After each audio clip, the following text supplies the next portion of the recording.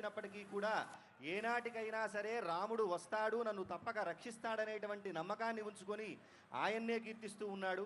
ఆ సందర్భంలో రామచంద్రమూర్తి మనసు కరిగి తన తమ్ముడైనటువంటి లక్ష్మణస్వామితో కూడా రామోజీ లక్ష్మోజీ అనేటువంటి సిపాయి రూపంలో అర్ధరాత్రి సమయంలో తానీషా దగ్గరకు వెళ్ళి రామదాసు గారు ఆలయం నిర్మించడానికి 6 లక్షల వెండి నాణ్యాలను ఖర్చు చేస్తే 6 లక్షల బంగారు మాడల్ని ఇచ్చి రామదాసు గారిని చరణించి విడిపించారని చెప్పి మనకి చరిత్ర చెబుతోంది.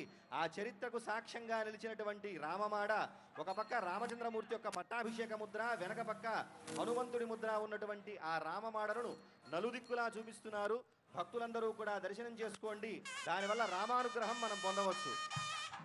ఓం హిరణ్యరూపస్య హిరణ్యచంద్రగపాన్నవాత్సేదు హిరణ్యవర్ణః हिरण्यगात्पर्योनेर्निषद्या हिरण्यदादत्यन्नमस्मै। जय बोलो रामानुज स्वामी की।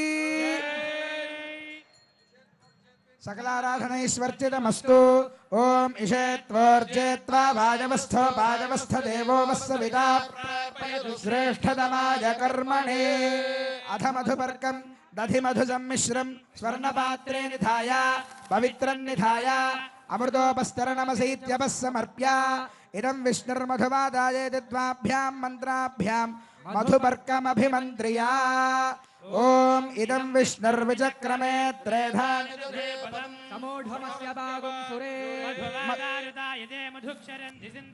माध्वेर्नः संवोषधे मधुनग्नमदोषसि मधुमत्पार्थिवगं रजः मधुमान्नो वनस्पतिर्मधुमागम् अस्तु सूर्यः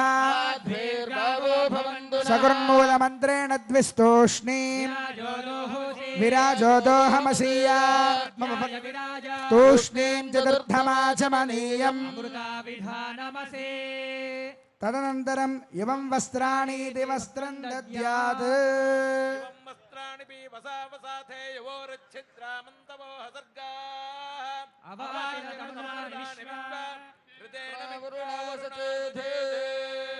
కళ్యాణోత్సవంలో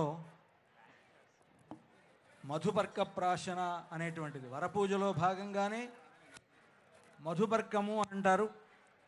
మధుపర్కములు అంటే మనందరికీ వస్త్రాలు సమర్పించడం అనుకుంటాం, కానీ తేనె పెరుగు కలిసినటువంటి మిశ్రమాన్ని అమ్మవారికి స్వామివారికి ఆరగింపు చేస్తారు.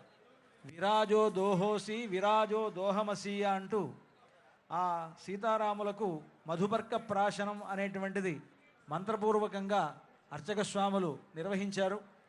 ఈ మధుపర్క ప్రాశన అయిన తరువాత ఇక్కడ వస్త్రాలు సమర్పించడం అనేటువంటిది ఆచారం. కనుక మన వాళ్ళంతా కూడా ఏమనుకుంటారంటే మధుపర్కాలు అని అంటే వస్త్రాలకే మధుపర్కాలు అనేటువంటి పేరు పెట్టారు. పెళ్ళిళ్ళలో మధుపర్కము అని అంటే పెరుగు తేనె కలిసినటువంటి మిశ్రమం. కానీ మనం పెళ్ళిళ్ళలో ఏం చేస్తారు, మధుపర్కాలు ఇచ్చారా అంటారు. అదే మధుపర్కాలు ఇవ్వడం అంటే ఏమిటంటే మధుపర్కాలకు ఇచ్చేటప్పుడు ఇచ్చేటువంటి వస్త్రాలు అని అర్థం.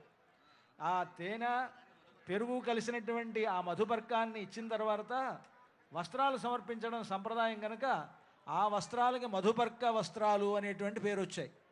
ఇప్పుడు ఈ సీతారాముల కళ్యాణ సందర్భంగా మనకు ఈ మధుపర్క వస్త్రాలను సమర్పిస్తారు. మన తెలంగాణ రాష్ట్ర ప్రభుత్వం తరఫున మన గౌరవ ముఖ్యమంత్రి వర్యులు రేవంత్ రెడ్డి గారు రాబోతూ ఉన్నారు. వారికి పైన పూజ స్వామివారి మూలవర్ల దర్శనం అయిన తర్వాత ముఖ్యమంత్రి గారు మన ఈ భద్రాచల క్షేత్రం యొక్క పునరభివృద్ధి కార్యక్రమాలను ప్రారంభించి మన కళ్యాణ మండపంలోకి రాబోతూ ఉన్నారు. వారితో పాటు అనేక మంది మంత్రులు, ముఖ్యమంత్రి గారు, అలాగే పొంగులేటి శ్రీనివాసరెడ్డి గారు, తుమ్మల నాగేశ్వరరావు గారు, దేవాదాయ శాఖ మంత్రి కొండా సురేఖ గారు, తర్వాత మా ఉప ముఖ్యమంత్రి భట్టి విక్రమార్క గారు, వీళ్ళంతా కూడా వస్తూ ఉన్నారు.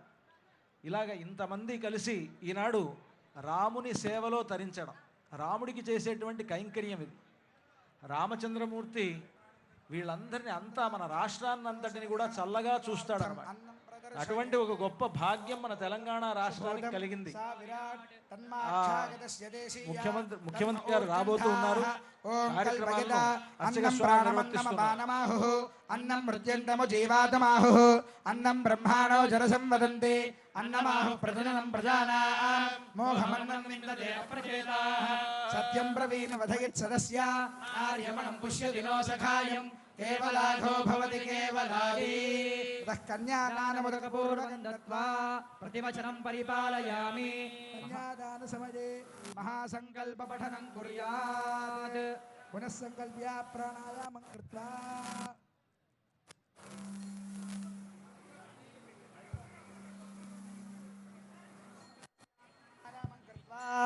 ఓం ఓం ఓం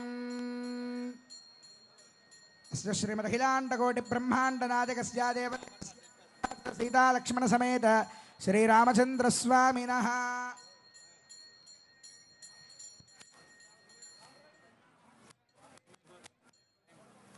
మహాసంకల్పము అని ఇప్పుడు కార్యక్రమాన్ని నిర్వహించబోతూ ఉన్నారు. ఈ మహాసంకల్పము అంటే మనకు వైదిక ప్రతిజ్ఞ అని చెప్పేసి అంటారు. మనం చిన్నప్పుడు స్కూళ్ళల్లో చదువుకున్నప్పుడు భారతదేశము నా మాతృభూమి, భారతీయులందరూ నా సహోదరులు అని చెప్పి ప్రతిజ్ఞ చేసి ఉంటాము. కానీ ఇది వైదికమైనటువంటి ప్రతిజ్ఞ. ఈ మహాసంకల్పం ఎప్పుడెప్పుడు పఠించాలి అంటే సముద్ర స్నానం చేసేటువంటి సమయంలో, అలాగే నదీ స్నానం చేసేటువంటి సమయంలో, గోదాన సమయంలో, అలాగే కన్యాదాన సమయంలో ఈ మహాసంకల్పాన్ని పఠించి దానం చేస్తే ఉత్తమమైనటువంటి ఫలితం కలుగుతుంది అని చెప్పి మనకి శాస్త్రం చెబుతోంది. అదుగోండి దాన్ని అనుసరిస్తూనే మహాసంకల్పాన్ని పఠిస్తూ ఉన్నారు. అంతేకాకుండా ఈ మహాసంకల్పంలో ఉన్నటువంటి మరొక అంతరార్థము, ఉదాహరణకి మనం తొలిసారిగా సెల్ ఫోన్ చేసిన తర్వాత గూగుల్ మ్యాప్స్లోకి వెళ్ళి ఒక్కసారి ఇలా నొక్కితే ఎక్కడైతే ఉన్నామో కరెంట్ లొకేషన్ మనకి చూపించినట్లుగా ఈ మహాసంకల్పంలో కూడా ఈ అఖిలాండమైనటువంటి ఈ భువనాలలో మనం ఏ భువనంలో ఉన్నాము, ఈ భువనం పైన ప్రవహించేటువంటి నదులెన్ని, పర్వతాలెన్ని, మొదలైనటువంటి మహర్షులు ఎంతమంది ఉన్నారు, దివ్యమైనటువంటి పురుషులు ఎంతమంది జన్మించారు, ఎన్ని శకాలు గడిచాయి, వాటి పేరులు మొదలైనటువంటి వాటి వివరమంతా కూడా తెలియజేస్తోంది ఈ మహాసంకల్పం. అంతేకాకుండా కన్యాదానం చేయటం వల్ల వచ్చేటువంటి గొప్ప ఫలితాన్ని కూడా తెలియజేస్తోంది.